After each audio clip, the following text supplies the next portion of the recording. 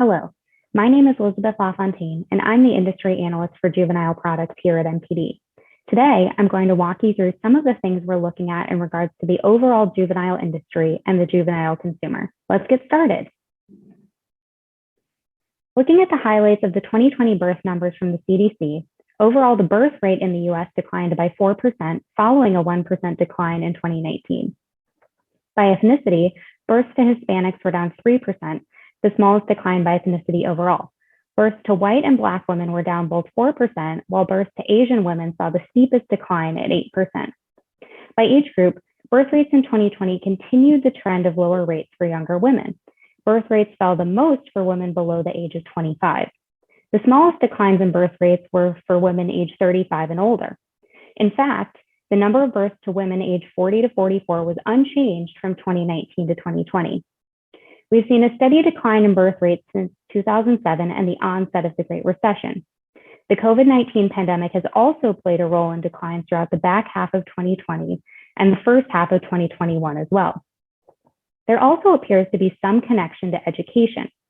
1/3 of women in their 20s had a college degree in 2019, up from 1/4 in 2007.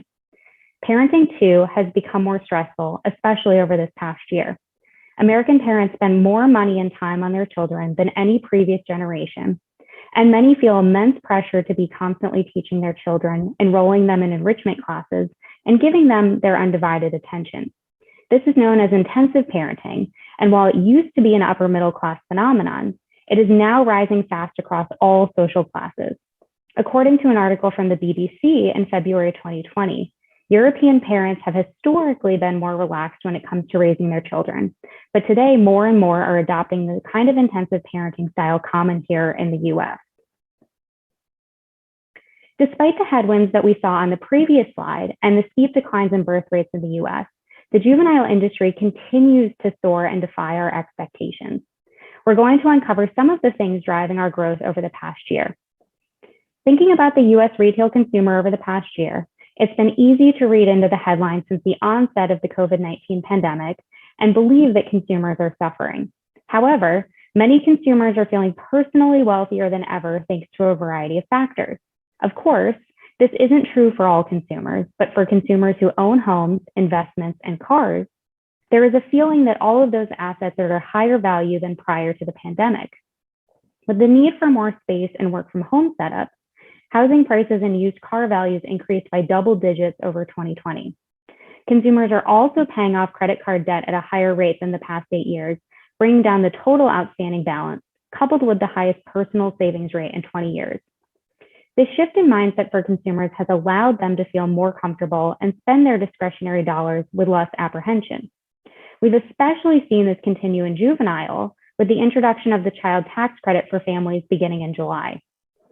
This has benefited the retail industry overall as consumers who had extra income and wealth chose to spend it on tangible products as they could not spend it on experiences and travel. Another trend we've uncovered from our cross-industry NPD data, as well as some broader market trends, is the idea of wellness for the entire family. Self-care and wellness was a trend for the consumer prior to the pandemic, but continued to drive growth in some markets after as consumers look to improve the quality of their health and home. We've now seen this trend trickle down to new parents as well. According to our small appliance data, air purifiers grew 86% compared to last year, double-digit growth, as did sound machines as parents tried to create a healthy and soothing environment for their babies. Baby monitoring continues to be a strong growth category within tech, and smart monitors are driving the growth, up 44% to last year. With monitoring trends like wearable stock monitors and sheet scanning for infant health, parents can not only see their babies, but understand their vitals as well. Health safety became a focal point over the last year, and the growth of thermometers helped to drive the health and grooming category to grow by almost 50% to last year. Glass bottles, which can be sterilized more easily and don't contain any potential contaminants, also led the bottle subcategory growth, up 14% to 2020. Finally, outside of our core categories, we've seen market trends pointing towards baby products that are clean and sustainable. According to our juvenile data, organic bedding grew 6% over last year and grew 1.5 points faster than non-organic bedding. Parents certainly always want the best for their infants, but the wellness movement, especially on the back of the pandemic, looks like it's here to stay for the immediate future. Thinking more about the changes to the juvenile consumer over the past year, we've looked at our checkout omni-channel tracking data, which will debut later this fall. Households with income greater than $100,000 represented 42% of total juvenile products buyers for the 12 months ending June 2021, and were the only group to increase their share of buyers. The shift to older first-time parents, women delaying motherhood, and spend on juvenile products by grandparents all contributed to this higher percentage of higher income buyers.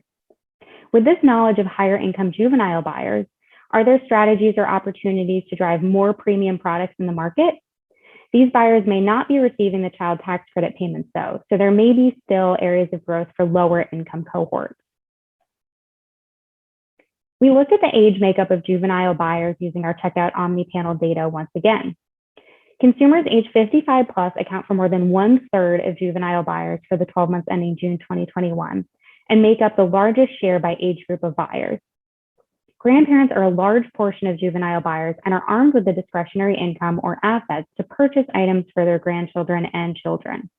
Baby boomers, the current generation of grandparents, hold more than 50% of the wealth in the US as of 2021, about $5.2 trillion, compared to the millennial generation that holds less than 5%. Appealing to this demographic is important while also appealing to new moms who may be influencing the purchasing by grandparents.